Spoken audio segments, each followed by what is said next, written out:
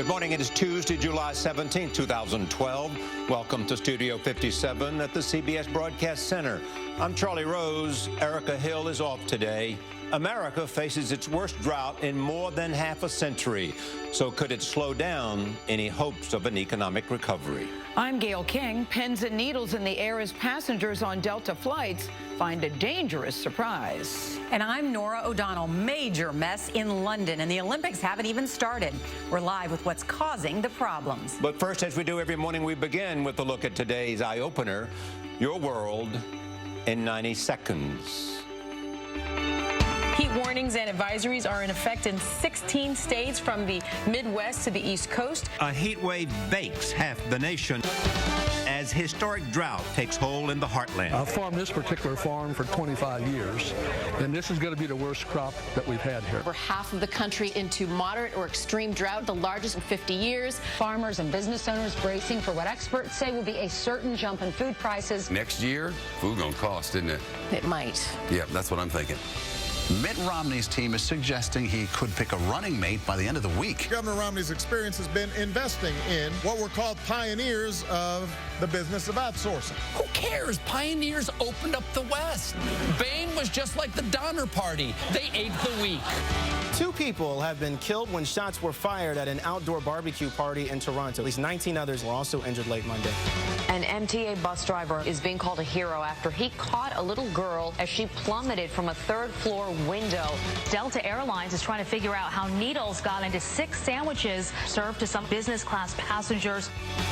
A presidential smooch. And that was actually the 2nd attempt. He put the rebound back in. That's what happened. All that and all that matters. There are more indications that Jeremy Lin may be heading to Houston. And police have released Jason Kidd's mugshot from his arrest for drunk driving. On CBS This Morning. If I just signed with an X, I'd probably start drinking too.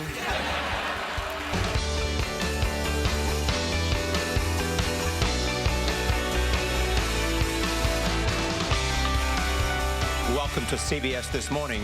It has been a long, dry summer for much of the U.S., and things are not getting any better. A government report now says the massive drought gripping the U.S. is the largest since 1956. More than half the nation experienced moderate to extreme drought last month.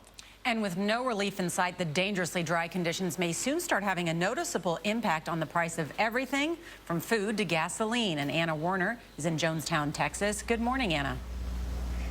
Good morning, Nora and Charlie. Charlie and Nora, back to you. And Orna, thank you so much. Brian Walsh is senior editor at Time Magazine, where he writes about energy, the environment, and the economy. Welcome. Thank you. So how do we put a number on this? How do we put a comparison on this drought? Well, certainly we know. Use our water more efficiently, to be less, to essentially stop wasting as much as we do now. This is going to be a problem that's only going to recur in the future. Brian Walsh, thank you for joining us. Thank you.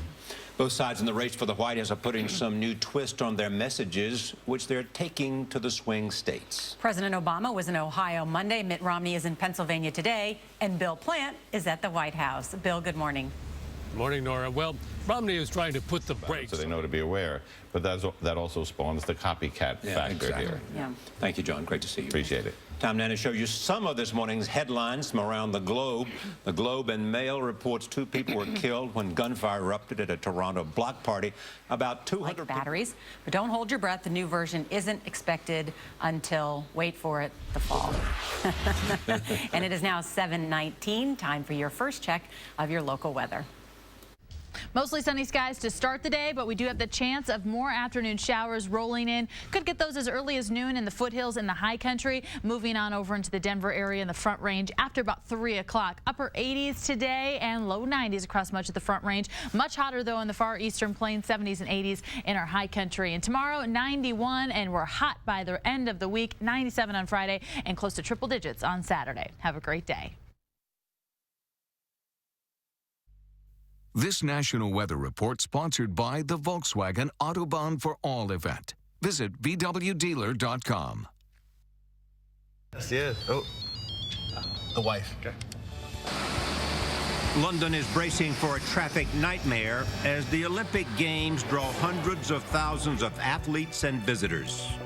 And those tax-free purchases on the internet may all come to an end with a bill gaining support in Congress. The big loser are small businesses. The same small businesses we're counting on to create the jobs to pull us out of this recession. The battle for those online tax dollars on CBS This Morning.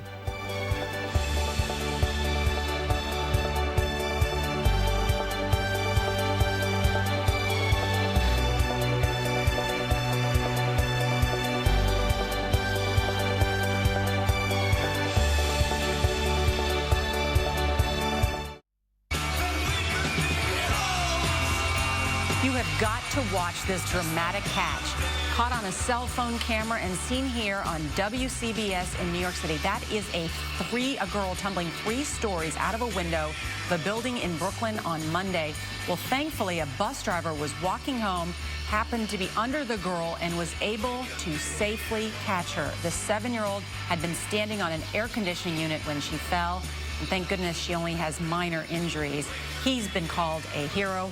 Welcome back to CBS This Morning. And he is a hero, isn't he? When you think about what it means to those parents. The 2012 Summer Olympics get underway next week, which means athletes have been pouring into London. Heathrow Airport had its busiest ever day, but when its visitors hit the streets of London, that's when the trouble really began. And Elizabeth Palmer is in London. Good morning.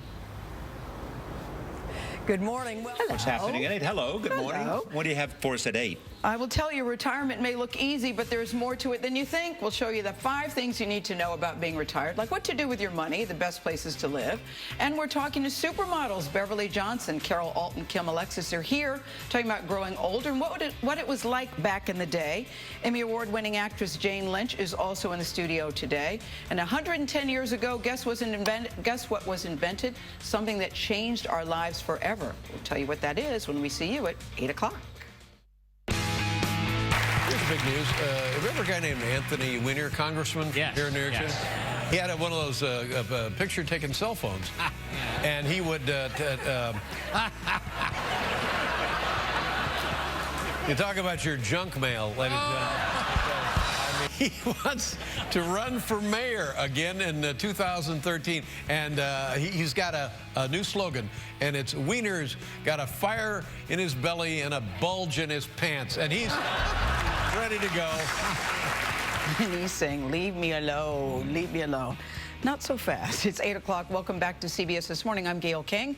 Erica Hill is off today. And I'm Charlie Rose. You might assume that a lie detector test is the best way to get to the truth, but a former CIA officer conducted thousands of interrogations and created new techniques along the way for recognizing deceptive answers. His name is Philip Houston, and he's one of 3 former officers who have written this book. It's called Spy the Lie. A useful invention made its debut today. And we're very glad about that. 110 years ago, the first air conditioner blasted into action.